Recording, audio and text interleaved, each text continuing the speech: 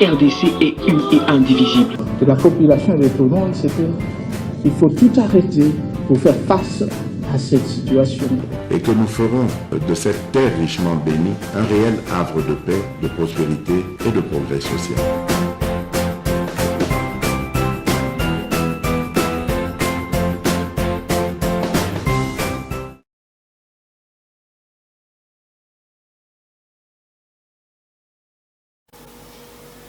Merci. Il vient encore aujourd'hui à souffler Boujinaye, Yassika, monteur d'abisso professionnel. Je crois que ceux qui ont dit que vidéo, Salaboye, Boakela Bango, Abunda Kamingi pour Sepeli Sabino, Valdi Makavanga, Azo fêté anniversaire Naye Lelo, joyeux anniversaire.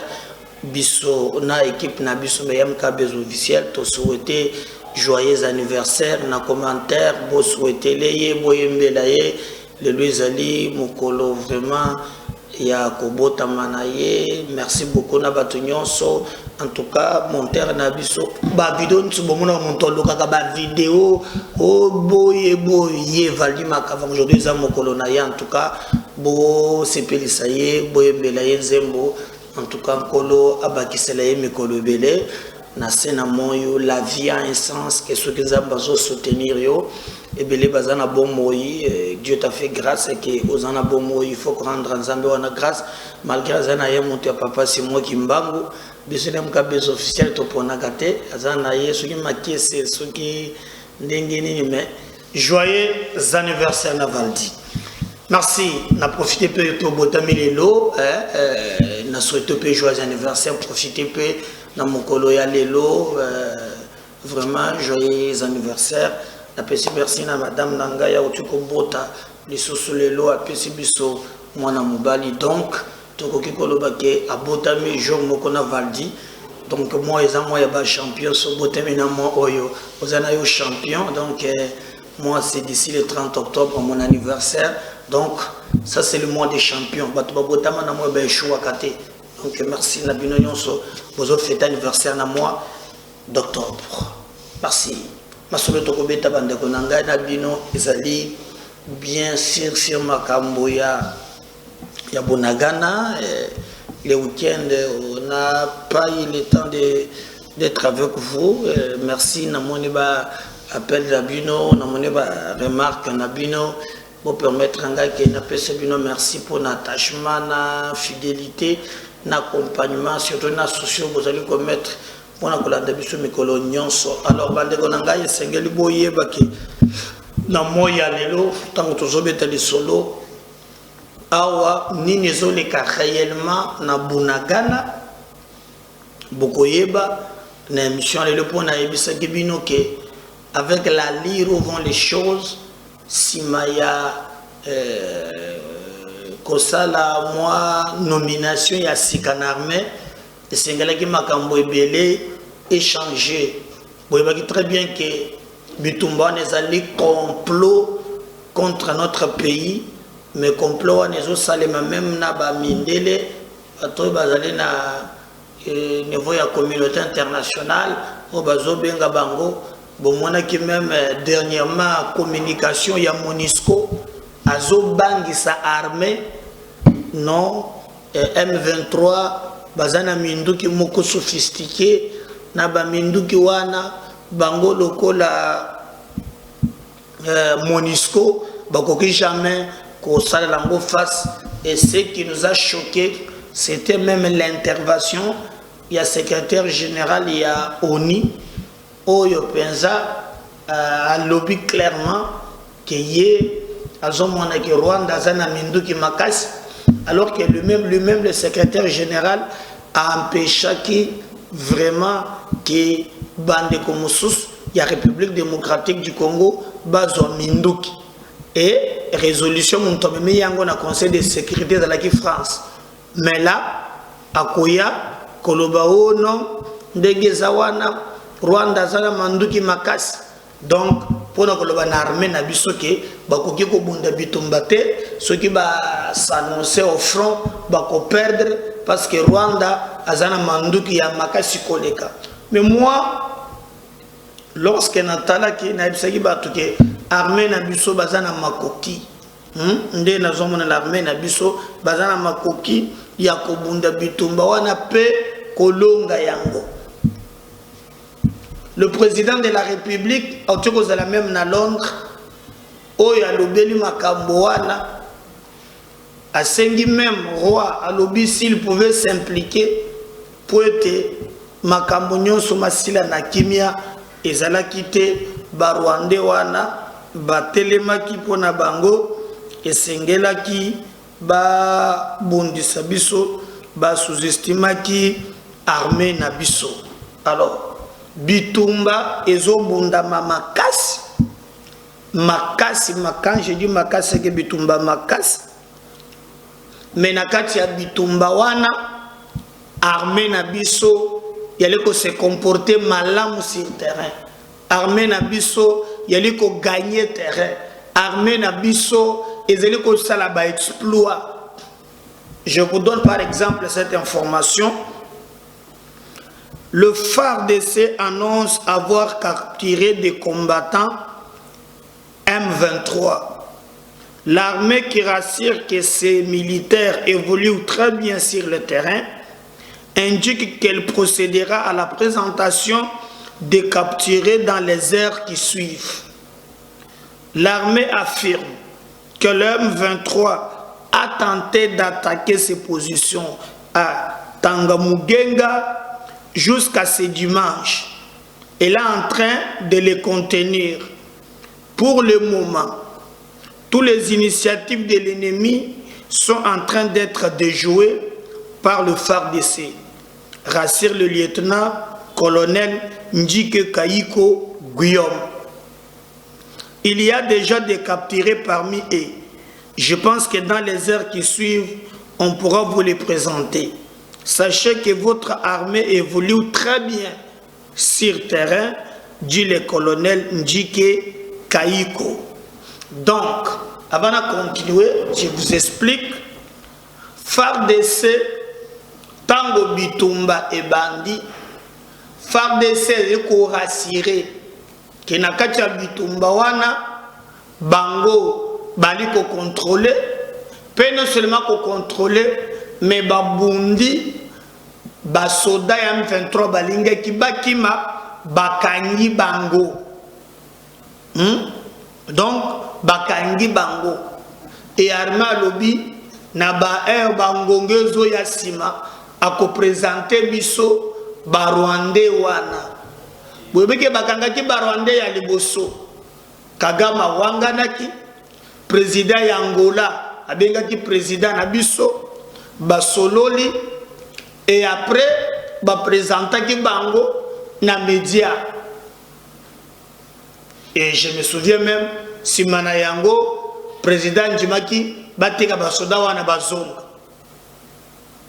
Mais cette fois-ci, armée Nabiso, yaliko confirmer clairement que Bango, na logique bazanango, sur terrain, baliko se comporter très bien, Babundi Bitumba, pe bazui, victoire sur l'ennemi, pe bakangi bilo ba soda wana bako présenter bango na média.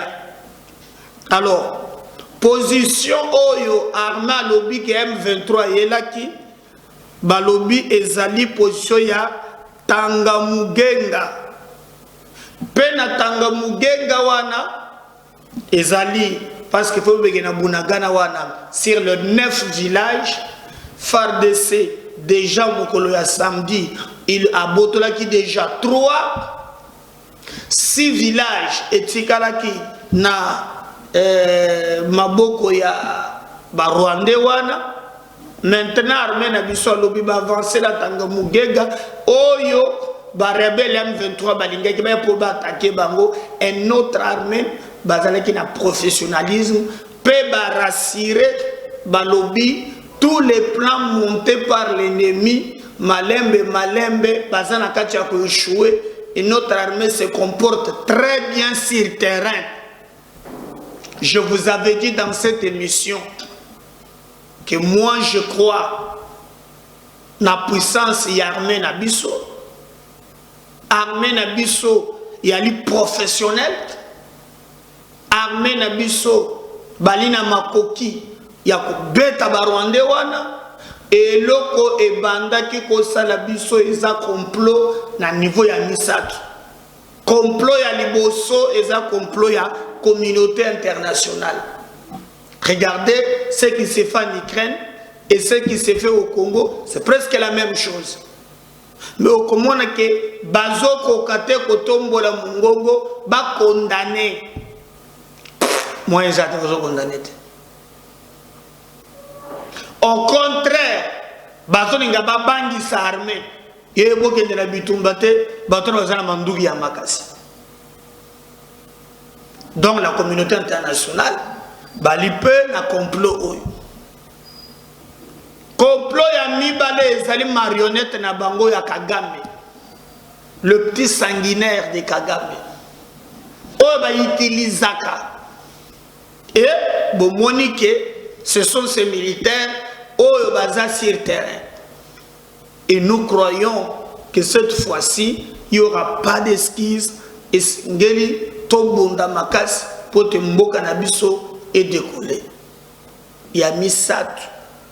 Otopenga na koki kolobezali biso moko ba Congolais na armée na biso. Il y a des Congolais pour le lokoso ya kotonga ndako.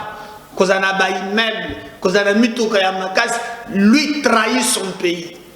Vous avez entendu que même pour nos Ghana, il y a eu des officiers na biso. Il y a travaillé avec l'ennemi pour te bango basanambo. Vous imaginez. Maintenant que notre armée est comme au Salamosala, vraiment, nous pensons que Makamouana est Sili et que notre armée est au Salamosala, Ndenge et Longobani. Alors, je vais encore vous donner maintenant, moi, précision.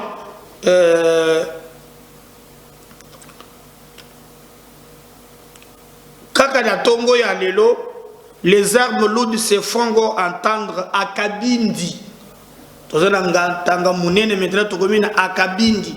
Le FARDC se comporte bien sur toutes les lignes de front. La récupération des cabines hier a un effet implicite sur le moral de nos voyants soldats. Donc, il y a des sangs nouveaux dans l'armée. Donc, FARDC se comportait très bien sur le ligne de front. FARDC a récupéré le village Moussous, Kombo Nango Kabindi. Alors, à l'heure où je vous parle, le FARDC avance chez Rushago, bien équipé, avec un armement suffisant. Il provient de Kitovu dans le réseau. Les combats se déroulent vers l'église Epem. Wana, Batubaza sur place, Bapesibiso, info. Donc, boye ba malamuke nangongo tozolo ba awa FARDC a récupéré Kabindi. Alors, Azana Katia a monté très bien. Pe balobi vraiment côté bazo avancé za côté ya Rushago. Donc watozana est basé ba mboka na zo tanga oyo. Depuis bitumba ebanda vendredi, armée na biso ezali ko se comporter très bien. Donc FARDC anakati ya kozwa bamboka azumboka oyo malembe et lelo la tongo bazui Kabindi mais bazali kokende vraiment nambo Rushago. Et les Rwandais, il y a M23, balina difficulté, Makas, alors il y a Makas. Et nous pensons que Ezali Likambo, Oyo Bisonyo Soba Congolais, tous à la fière. pour le bosso ezalaki ce qu'il fallait tokota na babiloko wana okomona bakale biso batraître baza na kati wana bazali koteka ba secret. Maintenant cette fois-ci et le traître na bato nyonso ba comprendre que mon peuple que continue armée et que moyen basala ba manigance na bango comme d'habitude et kolekate. Donc notre armée elle ko se comporter sur terrain na lolenge moko ya malamu. Donc bazui kabindi bazo pousa na rushago mais l'église de Bengango EPM c'est là où Bitumbezo les cas maintenant et notre armée se comporte très bien et nous pensons que Bate Belé bakozala surpris comme on a que armée nabiso ezali monter en poupe parce que Bobangi ya Rwanda ezali que mboka nabiso totonga armée ya malonga na souci na bango armée o ya biso ezeli infiltré kaka na ba Rwandais. C'est manœuvre nyonso bozomona na lobaki que j'encourage Tshisekedi sur ce point là. NON, pas question d'intégrer ba Rwandais dans l'armée. O Kabila si à côté ici na banza ekoki et pour le reste c'est nous tenir debout et faire des choses na lolenge ndenge et longobani. Alors lundi le 24 octobre FARDC va se communiquer d'une manière officielle parce que dans le Bitumbeza na front donc singeli tozu ba info mais nous sommes tous obligés topé sabinope ba info nyons parce que musala na biso yango wana. Sécurité, les affrontements et zongeli. Alors, le FARDC donne les nouvelles sur la reprise des affrontements avec le M23. Lundi le 24 octobre 2022, dans l'ensemble de nos hommes se comportent de la manière exemplaire. Sur le terrain, et les forces loyalistes continuent à fixer l'ennemi. La situation sont sous leur contrôle dans tous les fronts. Sans ces mots que les forces armées de la République démocratique du Congo ont communiqué sur la reprise des affrontements avec les M23 dans la partie est du pays. Dans ces communiqués, le général Ekenge souligne qu'après avoir essayé des revers sur cet axe où elle croyait s'emparer facilement de cette importante tronçon routière en vue d'empêcher le ravitaillement des forces loyalistes, une offensive a été lancée sur l'axe Tamugenga où les affrontements se poursuivent. Alors, je vais expliquer très bien. Les forces armées de la République démocratique du Congo portent à la connaissance de l'opinion nationale et internationale, malgré la bonne foi et la volonté de son Excellence, Monsieur le Président de la République, Félix Antoine Tshisekedi, de trouver des solutions concertées dans la guerre d'agression imposée par le Rwanda à notre pays.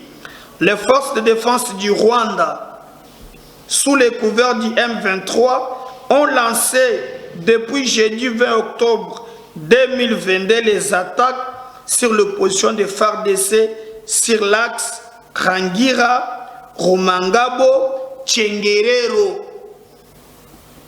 Après avoir essayé des revers sur cet axe où elle croyait s'emparer facilement de cette importante tronçon routière en vue d'empêcher les ravitaillements des forces loyalistes, une autre offensive a été lancée sur l'axe Tamugega où les affrontements se poursuivent. Dans l'ensemble, nos hommes se comportent de manière exemplaire. sur le terrain et les forces loyalistes continuent à fixer l'ennemi et la situation est sous leur contrôle dans tous les fronts. Ces attaques ont mis fin à la calmie qui s'observait dans le théâtre des opérations, provoqué des morts inutiles et entraîné la souffrance nombreuse auprès de notre peuple. Voilà au moins quelques infos au Tolinga qui topé Sabino, Tobondi, tout en bien que les chrétiens les allaient au alors, bon retenir que FARDC va sali communiquer.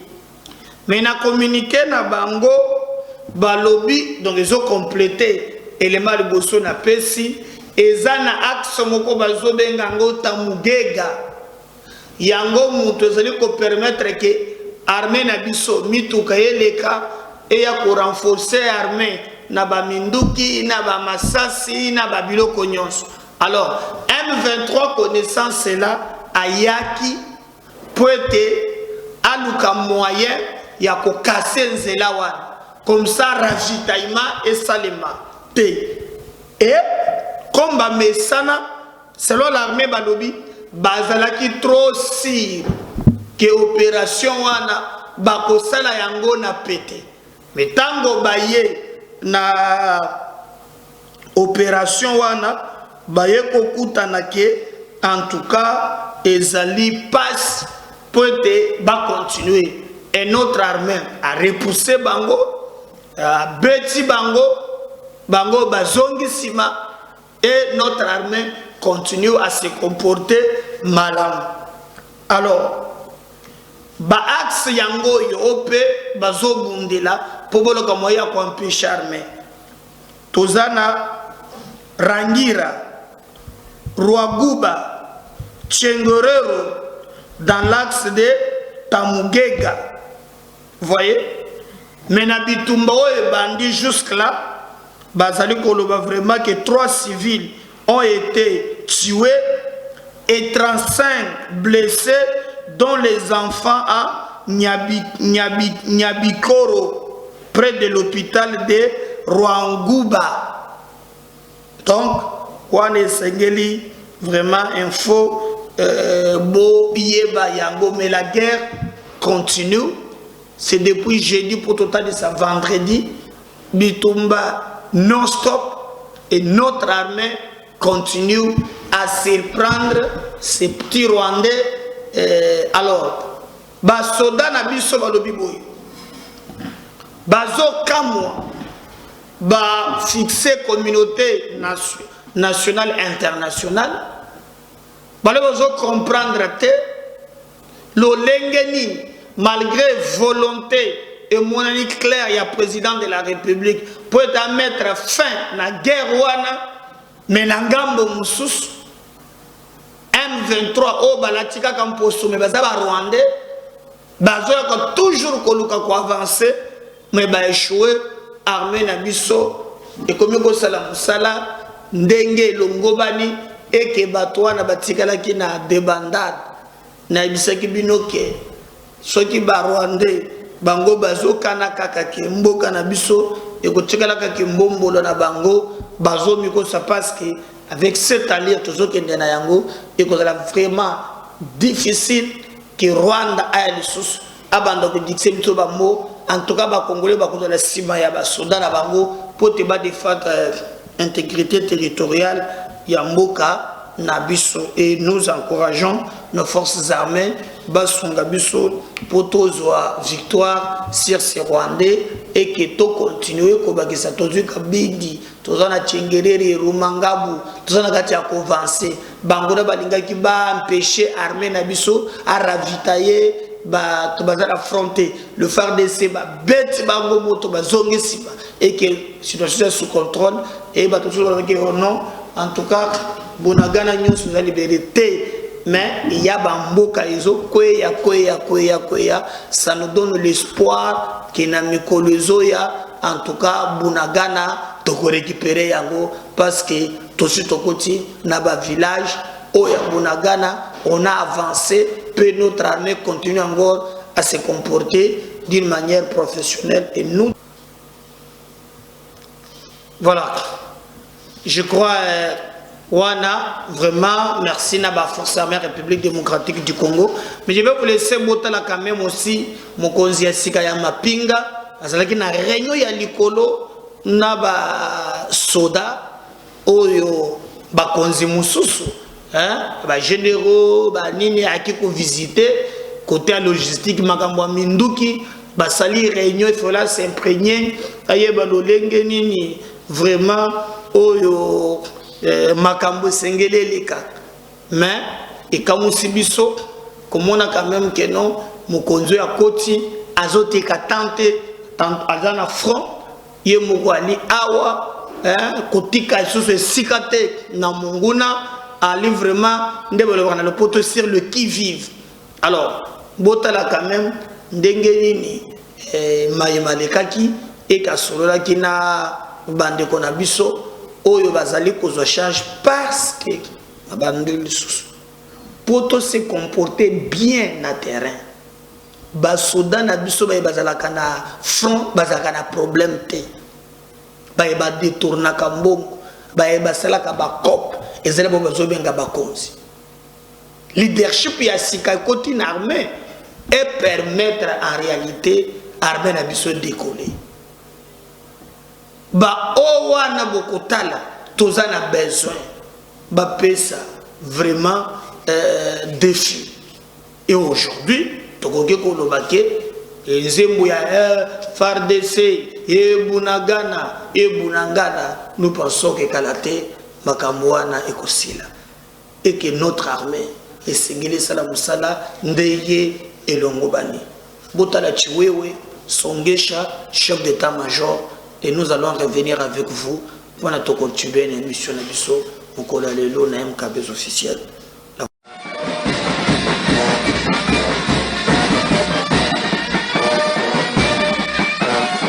Le chef d'état-major général des forces armées de la République démocratique du Congo, le lieutenant-général Chiwewe Songesa Christian, a ce vendredi 21 octobre 2022 effectué une visite de travail à la base logistique centrale des forces armées de la République démocratique du Congo, située au camp lieutenant-colonel Kokolo. Aussitôt arrivé, le chef d'état-major général a présidé une réunion à huis clos avec tous les officiers généraux et supérieurs du corps logistique. Après la réunion, le lieutenant-général Chiwewe a visité les salles de cours récemment réhabilités et les centres de santé en construction. Signalons que le chef d'état-major général des forces armées de la République démocratique du Congo a été accompagné dans sa visite de son adjoint chargé de l'administration logistique, le général-major Kassonga Sibango Léon Richard, et du sous-chef d'état-major en charge des renseignements, le général-major Daiwel Okouar Christian.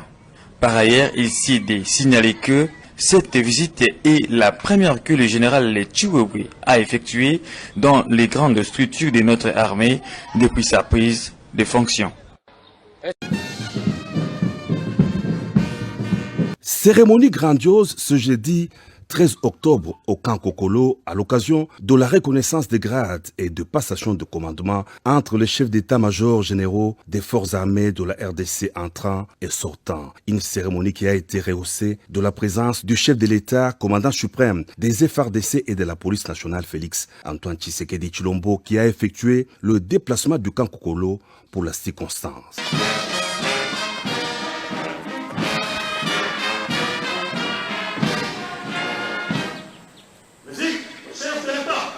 Le président de la République reçoit les honneurs militaires. Il passe les troupes en revue avant d'être installé à la tribune d'honneur où l'on a noté la présence des chefs des institutions de la République, le président du Sénat Modeste Bahati Lukwebo, le premier ministre Sama Lukonde, des généraux et plusieurs autres épaules galonnées. Tout commence par les mots du chef d'état-major général sortant Célestin Bala, qui a rendu un hommage au chef de l'État et lui a exprimé sa gratitude et ses remerciements pour son soutien durant tout son mandat. Il a ensuite souhaité plein succès à son successeur, le lieutenant-général Christian Chiwewe, nouveau chef d'état-major général des FARDC, dans l'exercice de son commandement. Après la lecture de l'ordonnance portant nomination du chef d'état-major général, le ministre de la Défense, Gilbert Kabanda a très respectueusement invité le président de la République à féliciter le lieutenant-général Christian Chiwewe qui a reçu l'étendard des commandements des mains du commandant suprême. Lieutenant-général Christian Chiwewe Songesa, je vous donne cet étendard, symbole de votre commandement, que je vous demande de défendre jusqu'au sacrifice suprême. À vos excellences. Mes très sincères félicitations. Merci. Aussitôt après, le chef d'état-major général, le lieutenant-général Christian Chiwewe, a prêté serment devant le président de la République. Lieutenant général Chiwewe Songesa Christian, chef d'état-major général des forces armées de la République démocratique du Congo, je jure solennellement devant la nation congolaise et devant le président de la République, commandant suprême des forces armées, de respecter cruellement l'esprit et la lettre de la Constitution et des lois de la République démocratique du Congo, d'accomplir avec loyauté et honneur toutes les missions qui me sont confiées, de consacrer toutes mes forces et tout mon savoir-faire à défendre l'indépendance, la souveraineté et l'intégrité territoriale de la République démocratique du Congo contre toute forme de menace à caractère militaire, d'invasion ou d'agression, et cela jusqu'au sacrifice suprême. Je prends acte de votre prestation de serment en qualité de chef d'état-major général des forces armées de la République démocratique du Congo. Mes très sincères félicitations. La cérémonie s'est clôturée par le défilé des unités et garnisons de la ville de Kinshasa en tenue impeccable devant le commandant suprême des forces armées de la RDC et de la police nationale.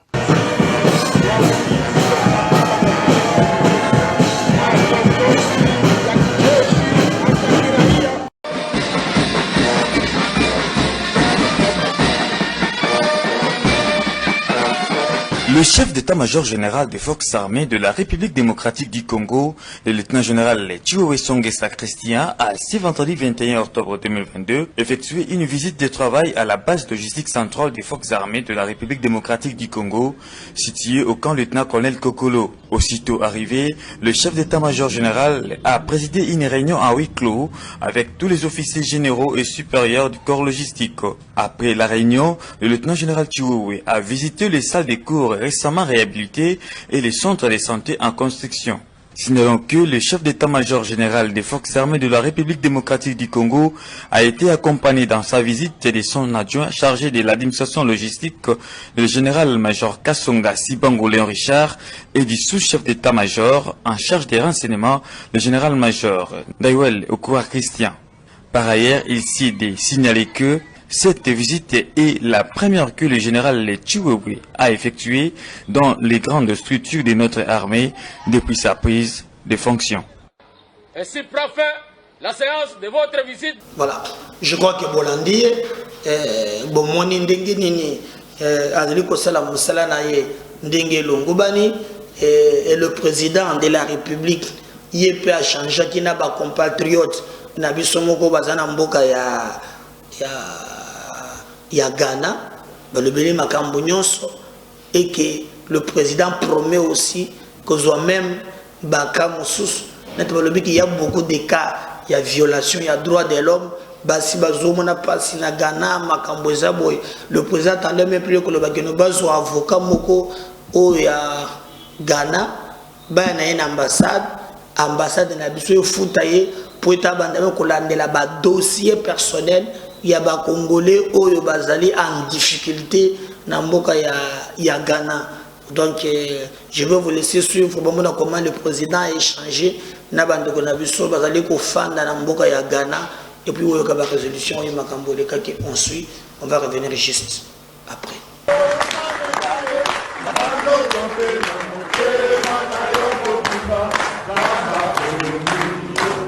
C'est un auditoire chauffé à blanc qui a salué l'entrée du président de la République à l'occasion de sa rencontre avec la communauté congolaise vivant au Ghana.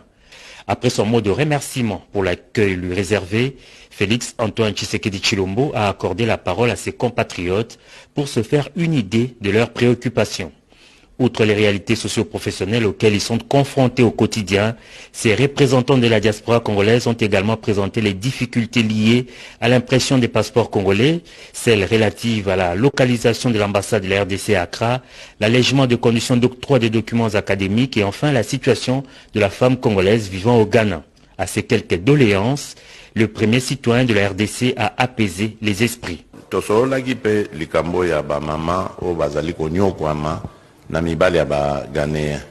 Bon, normalement, la seule chose au bisotokoï ko ça les ali ko so lana ba konzambo koyo ko attirer attention na bango. Mais bango pe bako kokakolandela mama nyonso yo auti Congo te po ba bagaza ndenge nini.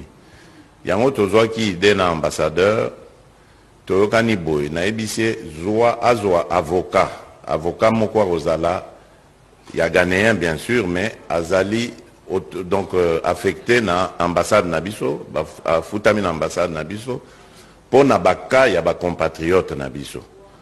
Comme ça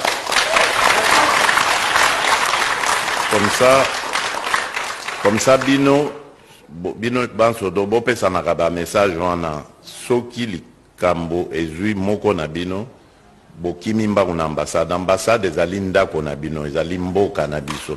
L'incontournable question sécuritaire n'a pas été éludée. Le président Tshisekedi a expliqué pourquoi jusqu'à présent il privilégie la voie diplomatique pour résoudre le problème de l'agression dans l'est de la RDC. Koluka lisolo koluka kokenda na makamu na malembe ezali kozala faible te eza kozala yuma te ndenge toloba na kikinoa toza ba yuma te. Toboinde ba nzela wana parce que esengaka ba moyen belé biso to bando tonga mboka kotongezo monana mbongo ebandiko bima ebele bisika nyonso bazaka koyiba tozokanga muke boyoki ke budget tango mbinga na yaki budget na mboka na biso ezaki 4 milliards lelo yo na tango tokosisa bolanda boyoka ekozala autour ya 15 milliards. Ce contact direct avec cette communauté congolaise, le président de la République a fait savoir qu'il n'est pas le dernier et c'est sur ces entrefaites que le chef de l'État a bouclé sa visite officielle au Ghana. Merci. N'oubliez pas de partager et de liker cette émission. Si le Seigneur ne revenait pas, prenez rendez-vous dans le deuxième numéro tout à l'heure. Bye.